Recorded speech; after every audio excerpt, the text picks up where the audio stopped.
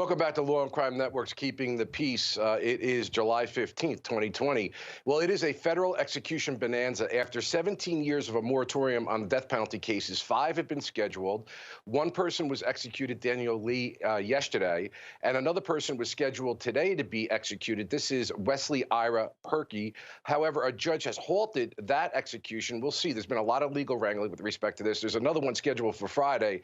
But let's go to the mother, stepmother of the victim in this case, who was a 16-year-old girl who Mr. Purkey was convicted of raping, stabbing, and dismembering. He didn't want to go back into the state prison. He wanted to go into the federal prison because it's a little more cush for him. So he admitted to killing Jennifer and taking her across state lines. It's so perfect for the crime that he committed. Good riddance. He took such a piece of all of us, and I don't think we'll ever get over it. Marilyn says she prayed all during his trial. Lord, if he came to you and professed his sins, you would forgive him. I can't forgive him, so you forgive him for me. Judge Brandon Birmingham is with us, and Michael Korbanix, presiding judge out of Texas. Mike Korbanix, a certified criminal trial lawyer in New Jersey. Guys, the argument here as to why the judge stayed the execution is that he is no longer competent. He has dementia, Alzheimer's, and it's being alleged that based on a U.S. Supreme Court decision in 1986, you can't execute an individual who does not know why they're being executed. Mike, what are your thoughts? You know, Bob, I just find it very ironic that that decision, Ford Wainwright, was written by Justice Marshall, who was one of the leading civil rights attorneys. And I think that these checks need to be made and these procedures need to be met in order to make sure. I mean, the death penalty is the ultimate decision. And that opinion by Justice Marshall really was moving about our society and how someone who's not competent shouldn't be killed because it serves no purpose, according to the procedure set out in that opinion. Judge, the judge in this case, the federal court judge, said there's irreparable harm here because you have to determine whether they're competent first, because obviously if they get executed, you can't have a hearing. Can you talk to us a little bit about what irreparable harm means in this context? Well, that means harm that cannot be undone. And when you're talking about a death penalty case and the execution of a living, breathing human being, well, there isn't anything more irreparable than following through with that warrant of execution, because the man will no longer be alive anymore. I know that there's, outrage on both sides. Some people are saying this is a last-minute ditch, kind of a game-playing deal. And then the other side is saying, well, there's no need to rush into this. Let's make sure that he does understand the proceedings against him so that he can comply with the Supreme Court's decision. It'll be interesting to see how this plays out, and time is running out. Now, Mike and Judge, real quick, if you can answer this. Now, on the previous one where the execution occurred yesterday, it was based on a different reason, and obviously it did not succeed legally. He was executed. This is a different legal standard that they're arguing here with respect to competency. Can you explain the difference between the two? The other one was about using the Eighth Amendment, unusual, cruel, and unusual punishment. Mike? Well, I think the biggest difference was the method of how they were going to kill Mr. Lee. They were arguing about that was too much of a torture type of killing. Here, what they're saying is it serves no purpose if the defendant isn't competent to understand, and it doesn't send a message out of retribution or things of that nature. And what are your thoughts about that, Judge, with respect to the differences between the two kinds of appeals that were made in these cases?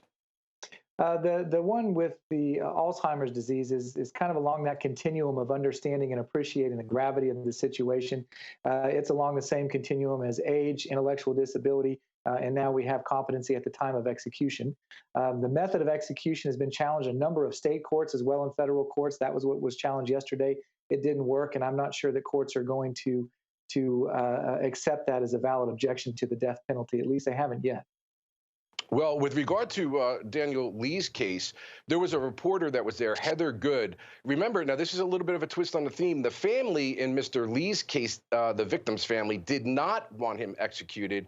And in that particular case, what was a little disturbing was that the co-defendant, who had did much more heinous conduct, in fact, shot an 8-year-old girl, got a life sentence at trial.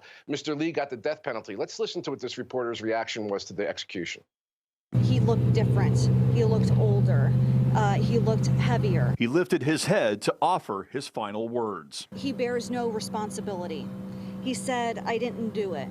He said, quote, "You're killing an innocent man." From there, Heather said Lee never saw anything injected into him. It was like he was doing normal breathing, and then those breaths got shallower and shallower. Lee was pronounced dead at 8:07.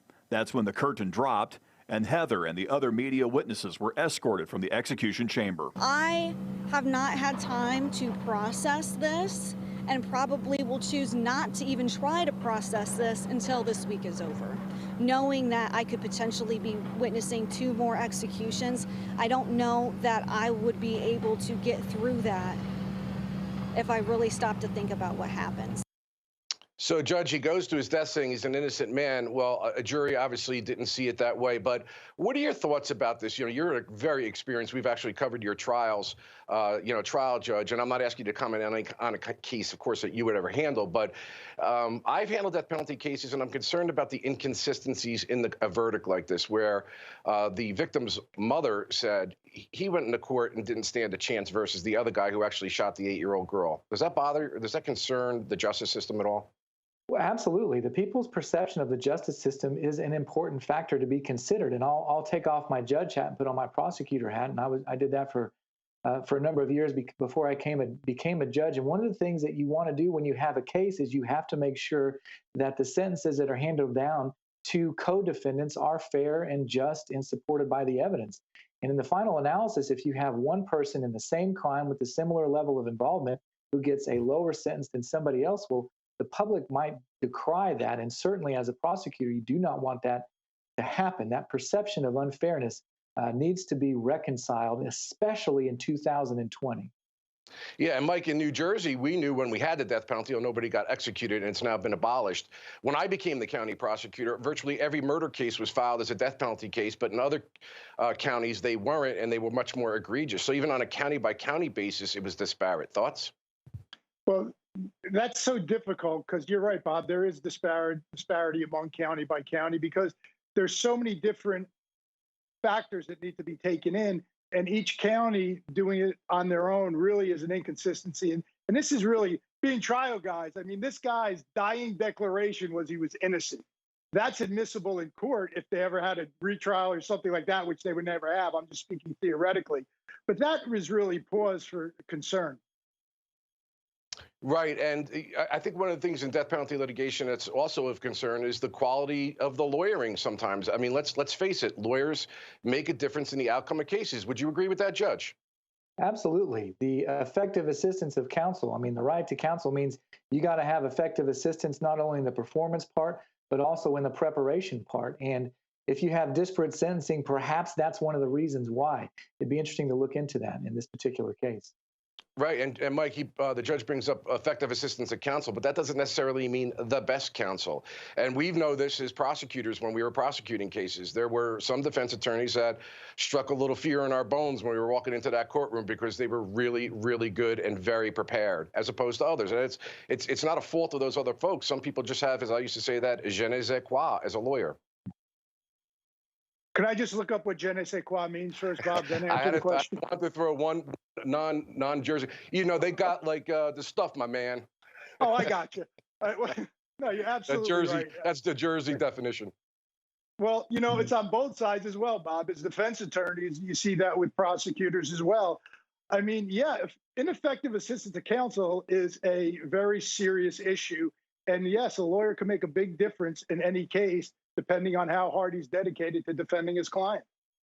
You know, Judge, I'm curious about out there in Texas, and Mike, what your thoughts are. I will say this, and I've tried death penalty cases, handled death penalty cases, tried one in particular, and the public defender's office typically handled those cases.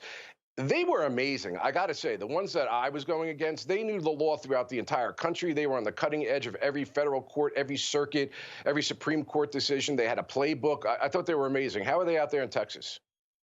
I'm very proud of the members of the bar that comprise the capital murder defense bar here that are qualified. That is something that's controlled by the statute. And these are some of the best lawyers around. These are in the trenches, people who have tried a bunch of cases. And, you know, if they wouldn't otherwise be on we call it the wheel here, but they wouldn't otherwise be qualified to handle these cases unless they were excellent. I learned something from them every time I worked against them and preside over one of their cases.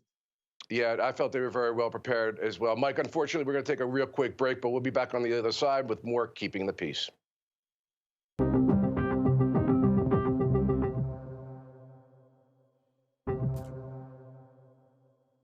Welcome back to Keeping the Peace. Well, the George Floyd case and the battling amongst the lawyers continues. On and on it goes.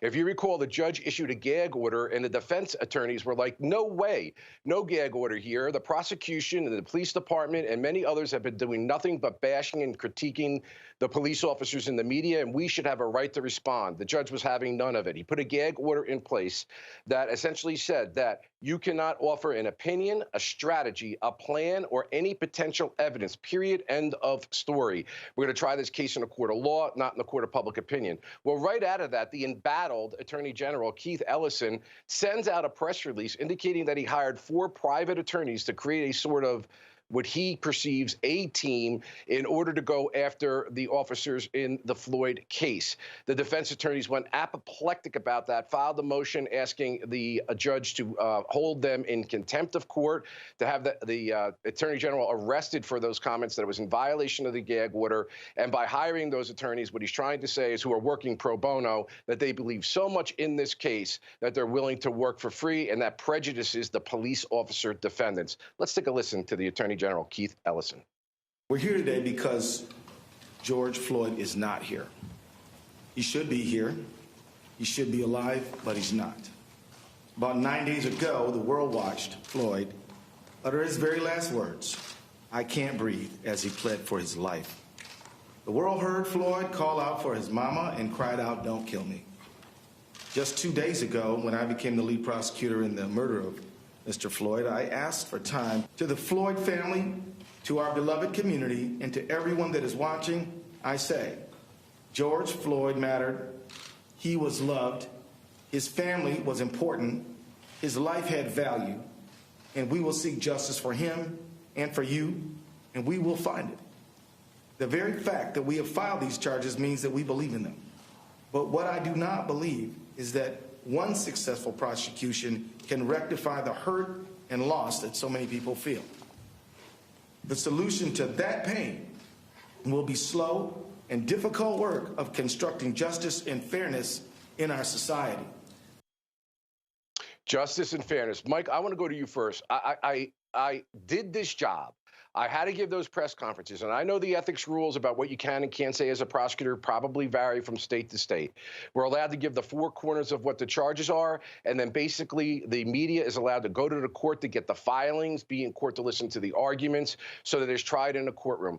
What concerns me about this is the fact that there are unintended consequences. Now, I know that some on the other side should say the police officers should pay the price and accountability and all. Yes, that's true. However, they are also criminal defendants entitled to the same constitutional protections as every defendant is. And I think we're headed down a slippery slope with these kinds of comments, the commentary he's making, the grandstanding he's doing, and now hiring 4 private people to go into his office. I wouldn't be surprised if I had pulled a stunt like that all the pros that I had that were awesome at what they did would all walk out on me. What an insult and slap in the face to his staff.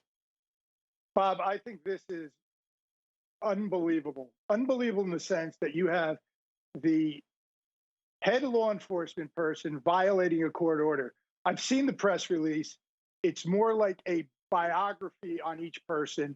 If I was a line prosecutor, which I was, as well as you were, Bob, I would be handing in my badge and walking out that office.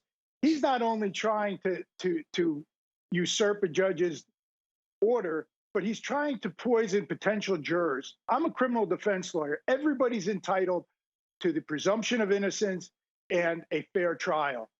If we ever stood up in front of a jury and said, I truly believe in this case, that's why we tried it, and I've got people working for nothing because they believe in this case so much, and not only are they working for nothing, they're very political people. Neil Cattell, a former, and I'm not critiquing any of the lawyers who have volunteered, But this prosecutor has shown that he feels his office is incompetent. He has no players on the bench who could get onto the court. That's bad. Yeah, and I'm told that this was actually released, ironically, by a chief strategy officer who builds reputations and brands. Judge, let me ask you, I mean, I know that you must have imposed gag orders before, but to the defense attorney's point the day before, which is that we should be able to respond because our clients, the cops, the defendants, have been beaten up in the media, beaten up by this district attorney, beaten up by the police department. And then you have the civil attorney, Mr. Ben Crump, who's going to be holding a press conference today about a lawsuit that's going to be filed. What do you do as a judge? I'm not saying you in particular with this particular, but what do you do to ensure that these defendants get a fair trial? And moreover, that the defense lawyers are going to be at trial pointing the finger at the prosecutor saying, this was unfair, it smells, it stinks, look at all the bad stuff they did. I think it's going to boomerang, it could boomerang against them in some fashion. Any thoughts you have with regard to any of that? Well, sure. I do think that if you're a good, smart defense attorney, you do have to make sure that you incorporate everything that's happened and spin it to your favor. They can't go back in time and unring that bell, so maybe they're going to have to use it later. As the court, though, as the judge, what you've got to consider is how can you ensure that this process is fair? I've been studying a lot the Timothy McVeigh trial, and I would submit that he was one of the most unpopular defendants that has ever walked into an American courtroom. Stephen Jones has written extensively about what it was like to do that. Melvin Belli kind of had the same thing back when he was defending Jack Ruby. You know, there was the idea that the process applies to everybody regardless of the crime. And your job as a judge is to make sure that this case and these facts come out in a courtroom regulated by the rules of evidence and not in the court of public opinion, so to speak. That's why you've got to enforce that gag order. The consequences for violating it should be swift. And you've got to, even though the defense might want to come back out and say, Judge, we got to fix it and unring the bell and all that, you can't let them talk either. You've got to keep it in the court. Yeah, Judge, what are some of the remedies that a court has at its disposal in order to enforce a gag order, or if somebody violates it, what can you do? You can hold somebody in contempt of court. You issue a show cause order and you say, you know, I had this order. It looks like you violated it. Show cause why I shouldn't hold you in contempt of court. And then as the court, after that hearing, then you can sentence them up to, in Texas at least, 180 days in jail or fine them, and any combination of those two things. And you do that in order to gain compliance. Mm-hmm, mm-hmm. Mike, you were about to say something? Yeah, Bob. I mean, the funny thing is, you know, this is what's good about this show is there's real lawyers talking about these cases and who have experience with this, and we're not giving political opinions because that's not really what's involved in due process and making sure somebody gets a fair trial. But this attorney general with this press release just gave Exhibit A for a change of venue. You know, Mike, but this is the point that I'm trying to say, that on both sides of the equation, fairness is fairness. And the defense, a good defense lawyer like yourself, and now what I do is I am going to try to point to the prosecutor with regard to this over and over again about all of these anomalies and things that they're doing differently than they did in other cases because it's just a railroad job. That's where I'm going with it. Would you go there? Bob, absolutely. I mean, as an attorney general, you want to make sure that you put through in a case this important in our country, in our world today, that this case goes in as clean as possible, as fair as possible, so that conviction that you should be confident you're going to get with the evidence is not subject to appeal. That's your responsibility, not to be to the press. Amen. And I used to say it to my prosecutors, it's not just getting the ball over the goal line, it's surviving on appeal so that you don't have to retry the case and re-victimize the family. Do it right, do it clean, do it by the rules. Okay, listen, enough bad stuff. I got to read what's on my board right here because I cannot possibly write something as eloquent as our producers do. That police in Florida had a slam dunk of an assist when a driver got into a crash. Check it out. It's Shaq. Thank you. Okay, Shaquille O'Neal. Guys, you got to love this guy. He is bad, as in good on the court, as well as outside in the court of public opinion. He gives his volunteers his time, and that just shows what a genuine, beautiful guy he is. No cameras on him or anything like that. He just pulls over to help out some folks. Got to love the Shaq, right, Judge? I mean, you know, I was curious if they were going to ask him for his ID to prove who he was and see how that works. But I mean, can you imagine the surprise of the people who have that horrific accident happen, and all of a sudden they turn around and they see that Shaquille O'Neal is helping them out? That's just a wonderful story. Absolutely, absolutely. But you know, Shaq shows us there's basic goodness in all people. And if you notice how humble he is, standing there helping someone out and sending, and this was off the police video cam. It wasn't like some sort of social media stunt. But he also showed us we have to be safe in this time when he did the elbow bump. Gotta love it. Gotta love it. And I love the use of your word humility, because it brings up something that a great man that I know, the judge right on our show, has on his bench. And I wrote it down. I always love it. And I think it's really amplifies what a judge should be. Be humble. This bench does not belong to you. It belongs to the people. And that is unfortunately, not everybody feels that way. Judge, why is that so important for you to have that on your bench real quick? Because the bench, we represent the people. Law and justice doesn't mean anything unless it comes from and is governed by the people. You got to remember that. Excellent. I love it. And I wish all lawyers and judges felt the same way. Guys, listen, thank you so much for your time. This was another episode of Keeping the Peace on the Law&Crime Network. I will be back tomorrow with more. And so stay tuned for our regularly scheduled program. Thanks, guys. Be well.